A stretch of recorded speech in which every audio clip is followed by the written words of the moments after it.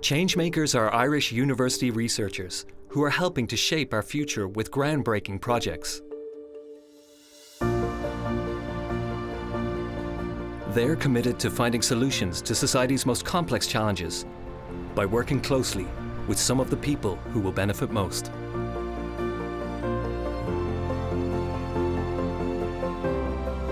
Welcome to Changemakers.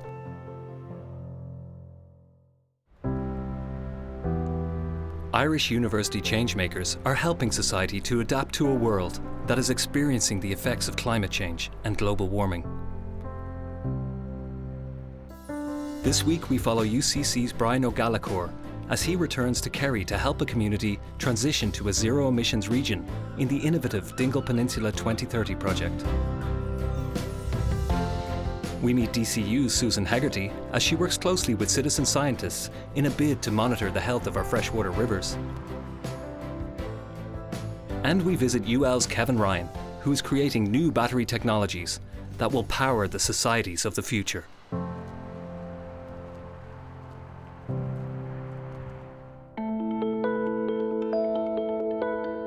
Changemaker Brian O Gallagher is director of the MARI Centre at University College Cork.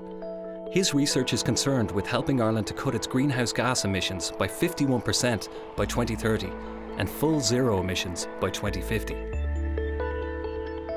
Brian is on his way to Kerry to meet participants of Dingle Peninsula 2030, a project he is leading the research part of, which aims to transition the area into a zero-emission region in just under a decade as part of the country's emissions target. MARI is partnering with the ESB, the Dingle Hub and West Kerry Development. This is a fairly unique partnership of 4 different groups bringing together research, technology, community development and a focus on rural development. And essentially what we're trying to do is support the community in Dingle on their journey towards a low carbon future. The Dingle Hub brings together the societal, environmental and economic elements of the project. It is headed up by Deirdre Dybalas. We began working with MARI from the outset. We had similar goals and objectives. We wanted to look at transition to a low-carbon society here. As a research entity, they wanted to understand what were the challenges and barriers for local communities. Change is needed on so many levels, and you can't help but be excited about what's possible for the future. The key now is that we take that change and we make sure that it continues in a positive direction. Conor McGuckin is a PhD researcher from MARI, and he works closely with the Hub as well as the local community. For me personally in my research, I suppose the people are also a source of data. Just like you need energy data, you need to understand the people, because we can look at kind of techno-economic representation of the energy system, and it's real key to understand that and to place it in reality, not to just say, you know, I've figured out the kind of cost-optimal solution. I need to understand what people think and how do I align solutions for climate change with people's needs and people's priorities. This yellow bar is the C-rated homes, but then also significantly the lower-rated homes, E, F and Gs. The majority of our homes here in the peninsula are between a C and D. And D. See the two clearly, The Hub has become the focal point for transition within the community. It's become the place where we can bring people together, where we can explore the challenges, to address those challenges, and to really work with the community to find the solutions that are right for us. So that's real key, I think, to winning people and getting around this whole transition idea, is that, well, it's not just, you know, environmentalists that need to worry about this. This is kind of the greatest economic opportunity we've had in the last 100 years. So get on board.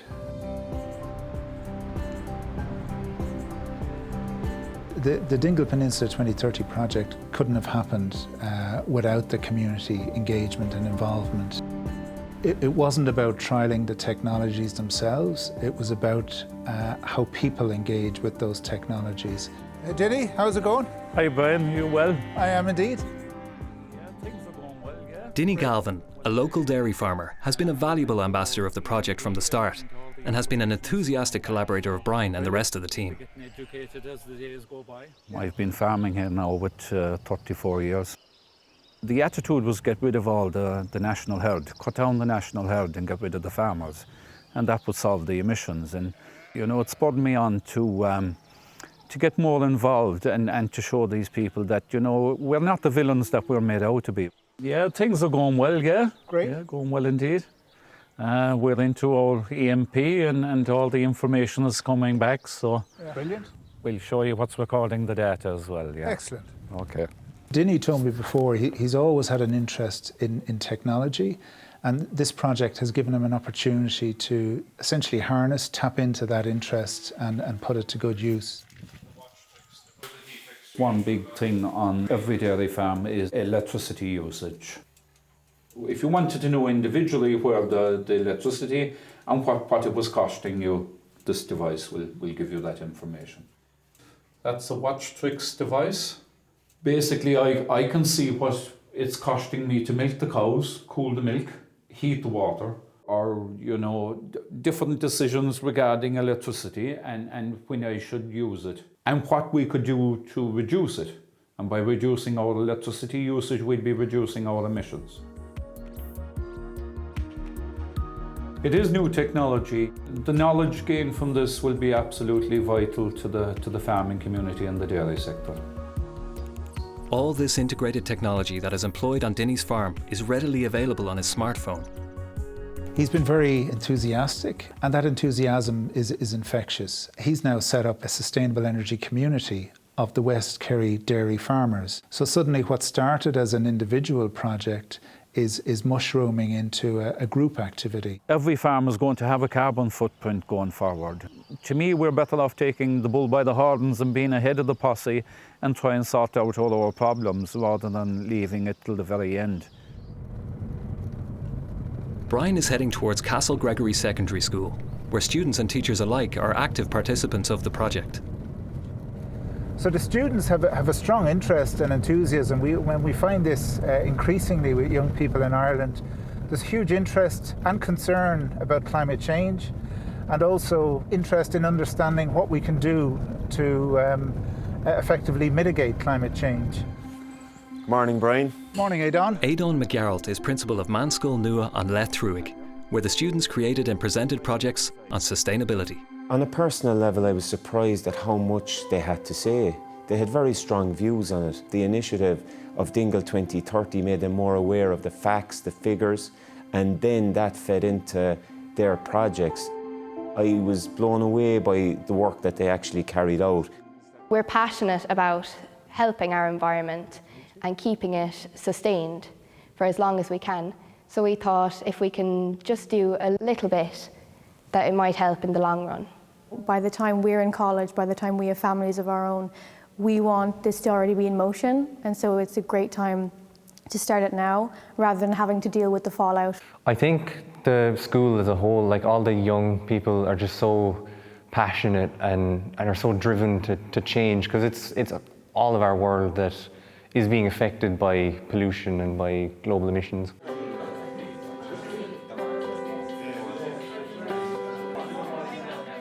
I think the workshop from Marai influenced students. It's so important to listen to our students and to give them a voice. It's not good enough anymore to just give them lip service. They want to see that you're genuinely supporting what they're doing. We want to turn it into a centre of learning, but also a centre of, biodiversity, being environmentally friendly. And it came about us, looking at the space behind our school and thinking, again, how can we make this better? So our idea was lead-powered solar PV farms, which have an initial cost of 5 million. My idea was a solar panel farm, and what that entailed was that if every house in the Dingle Peninsula only gave an initial cost of 2,600, it would not only give them clean, free electricity, but it would also give them the opportunity to sell the excess and make their money back and just transform the Dingle Peninsula. By changing little things, we're going to change the quality of the air, we're going to change the quality of the ground, the quality of the life that we're living. For mental health, by knowing that we're doing something good, we're not damaging the environment, that we actually know what we're doing. By having this information, this is life-changing because we have the change within us. We just have to do it. So Dingle 2030 is massive to us because it gives us the opportunities to move mountains. And although we might not see satisfaction, tomorrow or the day after, in just a matter of decades, we will see new opportunities, more eco-friendly, more advanced, innovative opportunities that will set up the world for a more bright and healthy future. I believe projects like this are actually life-changing because our younger students are very much influenced by those that have gone before them. And if they see that they're carrying out these projects, they're more likely to carry them out. For Brian and the many partners and contributors of Dingle Peninsula 2030, the journey to a low-carbon future is only beginning. The Dingle Peninsula 2030 project has been game-changing. From the research perspective, we've learned a huge amount from working with the community in terms of what climate action means in reality. And for the community, exploring opportunities, exploring solutions to climate change, they have access to the latest available research and support from us in their journey towards a low-carbon future.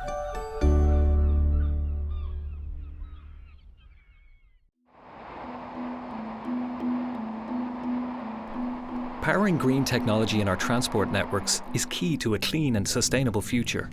And finding new battery technologies to drive this change has never been more important. Graham Brennan is head of electric vehicles at SEAI and is an expert in the field of the rapidly emerging EV market. So at the moment there's about 35,000 EVs on Irish roads. The big target we have is 840,000 passenger cars on the roads by 2030. It's a hell of a task, right? The government has taken steps to ban the sale of petrol and diesel cars from 2030 onwards. The EU as a whole is now talking about effectively banning the sale of petrol and diesels from 2035. There is a race and the struggle is to get access to the product, the cars. So if you speak to manufacturers here, they will say, well, we have to go and argue for the cars for Ireland. So we do have to keep our policies strong, our supports there, and be recognised as an early adapter for EVs. Changemaker Kevin Ryan and his team at the University of Limerick are charged with the task of creating EV batteries that are cheaper, longer lasting, and also environmentally friendly. So at the Bernal Institute at the University of Limerick, we're working on the next generation of lithium-ion batteries. And what our research is doing is developing new materials that can allow us to double the energy density, to increase the lifetime of these batteries, whilst also making them much more environmentally friendly and also lower cost. We're developing material solutions that are new chemistries that haven't to date been put into batteries. The benefit for the customer is that you have a longer range for electric vehicle. You have that at a lower cost and also a much faster charging. The growing number of electric vehicles can clearly be seen on the roads and in the service stations around the country. And for many motorists, the choice of going electric isn't just an economic one. No doubt about it, right? I'm not going back. This is the way of the future, right? And I suppose I feel I'm doing something for my kids and for future generations in terms of the environment as well. So not only am I saving for myself, there's that aspect of it there sitting in the background as well. This is the way of the future, guys. What's really exciting about this project is that, you know, we're essentially developing the technology that will power the future. 10, 20 years where, you know, the vast majority of vehicles on the road are going to be electric vehicles. It's positioning Ireland in terms of at the forefront of research in this domain. For Ireland to be a major part of that landscape, because batteries are going to be such a major part of not just electric vehicles but in all technologies, it's important that we have very, very strong research and technologies at all levels that are part of that. Kevin has been updating Graham on his latest work, which while still at research stage, is garnering a lot of attention in a burgeoning marketplace. So what Kevin is doing is focusing on a number of those aspects, which is to make them better performance in terms of energy storage, charge faster, and also to be more recyclable and use more sustainable materials. And he's helping to accelerate the time it takes us to get to that point where it meets all of the consumers' needs and expectations. Kevin and his team are continuing to collaborate with Europe's leading institutions and together are exploring the potential of new materials for the batteries of the future. we're extracting much better efficiencies from those than you can with conventional materials. And to be able to do this by controlling materials and controlling their properties at an atomic level, that's the real game changer in the work that we're doing. So the scale of the change is enormous, and we're a race against time, essentially. So with the growing awareness of climate change, we have to get electrified as soon as we can. And the sooner we get cheaper products and better products into the market, Kevin's research is going to help deliver that intellectual property that we need to get us there faster.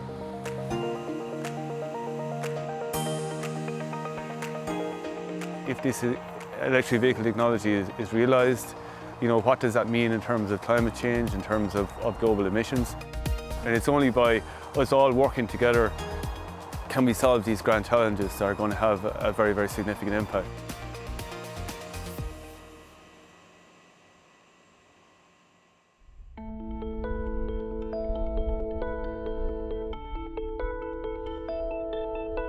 Fresh water flows freely through Ireland, an invaluable resource that benefits each and every one of us. Whether we live in urban centres or remote townlands, we all rely on the high quality of our fresh water, and the importance of keeping our rivers clean has never been more essential. Changemaker Susan Hegarty from Dublin City University's Water Institute is concerned with monitoring Ireland's freshwater supplies. She is matching the power of technology with the purpose of citizen science. Water is something that is almost inbuilt into us. We love going for walks along waterways. Whether that be a canal, whether it be a local river, a local stream or a coast, we need water. And that's no wonder, because we are mostly made of water and we need water to live.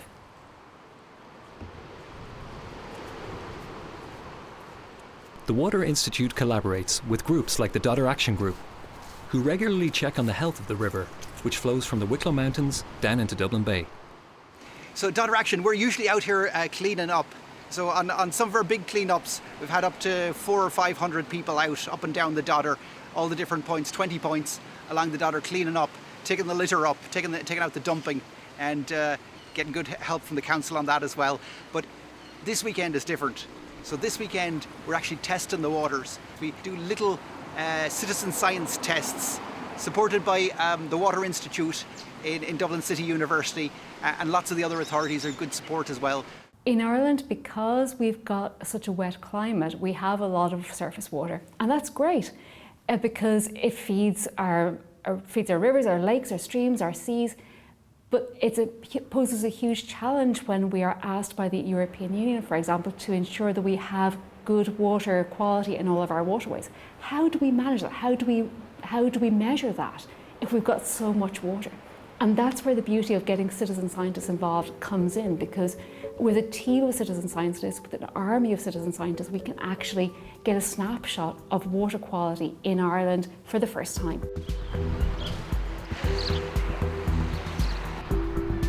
This weekend, the biggest freshwater quality test of its type, the Water Blitz, is being rolled out across urban and rural Ireland. Susan and her team will be analysing the collected samples. We squeeze out half of the air so that there'll be enough suction to take water in, and now we leave it in there for exactly 5 minutes, and we do the same with the nitrate. And where we are here now, this is the Whitestown stream, or what used to originally be called the Jobestown stream, and this is one of the tributaries running into the River Dodder. So it's not actually the Dodder itself, but it joins the Dodder further down. So what do we reckon our level of phosphate is? About 0.1, yeah. Okay. So that's on the better end, yes, the lower end of phosphates. People generally say that the water quality is quite good if we don't have bulky waste and cars and domestic waste in it. You know, this is a good stream. You know, this is good water coming off the hills. You know. So this weekend we upload the chemical tests and the observation tests on the mobile phone directly within seconds, so we can see a real-time map now of how many volunteers have uploaded and what's the status and where's the most pollution and where's all the healthy spots. Low, and for the nitrogen it was it looked slightly higher than the last one, but it was still on the 1 scale. Okay, all right, so 1 to 2. Citizen science has always existed. in that there have always been Irish people, and people all over the world, but particularly Irish people, who love their area, love the environment, who have gone out and have done clean-ups in the local areas and the local towns. But what citizen science is about also linking these people in with academics and with researchers, so that actually there's a relationship there that we can learn from each other.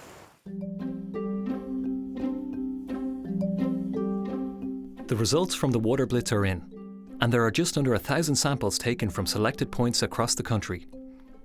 Tests were also taken at the same time across the United Kingdom and various European countries. So this data is the data that's been collected over the past 3 days. So there's a lot of points on this map, but this is the data from the water blitz. And it's amazing because you can see it's a real snapshot.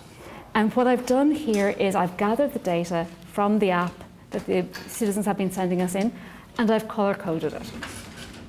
So here we're looking at the nitrate values that the citizen scientists have given us over the past 3 or 4 days. What's great here is I can click on any of these points, because this is exactly the data that's been collected by the citizen scientists and recorded. On this very weekend, there are other citizen groups out working in Thames Valley in the UK, they're working in Luxembourg, and so they are gathering the exact same data. So all of a sudden, our Irish data can be compared to European data and can be compared worldwide. And that's incredibly powerful. We're working with amazing groups all over the country. But what I would love to see is that we would put a structure in place where these groups are connected, that they're using the same methodology, that they're using the same ideas. We're expanding what we're doing, and we're gathering data, collecting it in one central space that is open data, so that all of these groups can use the same data that can tell us about rivers all over the country. Together, we can actually make an incredible change, and we can be real change makers within Ireland. Next time on Changemakers. Hello, I am Dave. Nice to meet you. This technology definitely has been life-changing for just me, my parents, the whole family routine. So I suppose it's tracking compulsive disorders, I suppose. One that I'd be focusing on is probably how much you're using your phone. You know, it's like, it's another aid to help me with my mobility, not to be relying on people all the time, and I can do my own thing.